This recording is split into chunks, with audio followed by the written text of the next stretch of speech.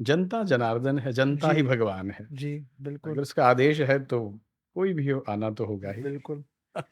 पंडित जी, आज हम चाह रहे थे कि आपसे बात करेंगे श्रीमद् भगवत गीता पे श्रीमद् भगवद गीता, हाँ। कि श्रीमद् भगवत गीता का क्या अर्थ है?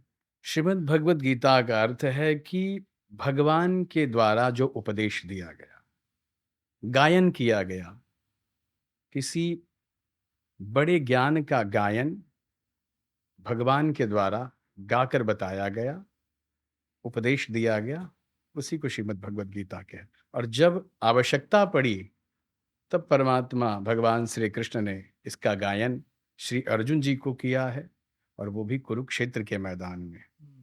और बहुत ही कम समय में उन्होंने अर्जुन जी को धर्म, कर्म और ज्ञान के बारे में उपदेश दिया है। हुँ, ये भगवत वाणी है, और भगवान के मुख से, उनके मुखार बिंदु से निकली है, इसलिए ये सदैव पवित्र है।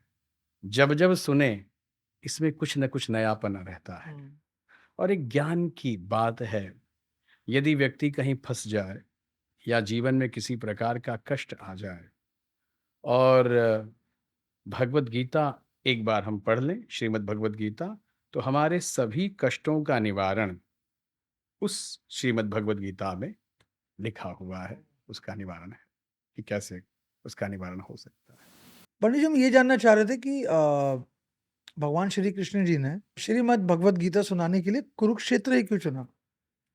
कुरुक्षेत्र इसलिए चुना क्योंकि श्रीमद् भगवत गीता में ही लिखा हुआ है, भगवान स्वयं अर्जुन जी से कहते हैं।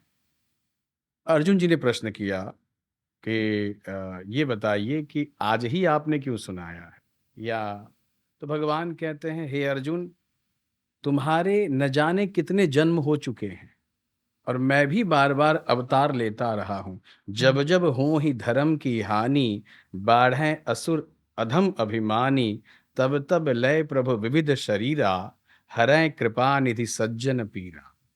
जब जब धर्म की हानि होती है और अधर्म बढ़ता है, तब तब मैं अवतार ग्रहण करता हूँ। मेरे न जाने कितने अवतार हैं, अनगिनत अवतार हैं, बहुत सारे रूप हैं। वाराह रूप है, कच्छप रूप है, मत्स्य अवतार है, हिरण्यकश्यपु अवतार है, राम अवतार हैं, श्री कृष्ण अवतार हैं। तो बार बार जन्म लिया है हमने, बार बार अवतार लिया है अर्जुन, और तुम्हारे भी बहुत सारे जन्म हुए हैं, हुँ, लेकिन मुझे याद है और तुमको याद नहीं है।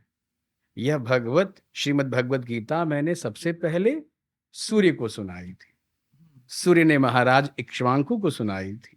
इसके बाद बीच में ये लुप्त हो गई, क्योंकि किसी भी चीज को जब आप बार बार करते हैं तो अभ्यास होता है, हुँ, और वो चलन में रहती है। या उसको भुला दिया जाए तो लोग भूलते चले जाते हैं। तो हे अर्जुन, आज इस कुरुक्षेत्र में इसकी आवश्यकता है, क्योंकि तुम अपने धर्म को नहीं पहचान रहे हो, कर्म क्या है वो नहीं जानते हो। हुँ, तुम्हें तो सामने खड़े जो लोग हैं, ये शत्रु न दिखकर अपने हितैषी और सगे संबंधी दिख रहे हैं, तो इनको अपना हितैषी ना मानो, ये शत्रु हैं, क्योंकि ये अत्याचारी हैं। इन्होंने एक महिला का अपमान किया, इन्होंने संसार में अराजकता फैलाई, और लोगों के ज़मीनों को हड़प लिया है, यहाँ तक कि तुम्हारे भी हक को ये नहीं दे रहे हैं।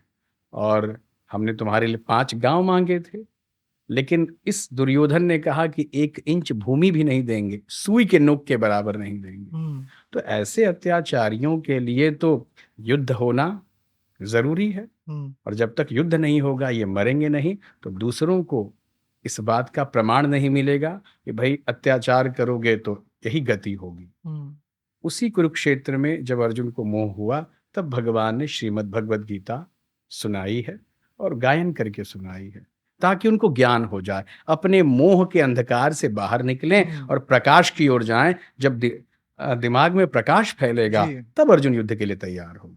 तो उन्होंने तैयार किया है, अच्छा। इसलिए कुरुक्षेत्र को चुना गया।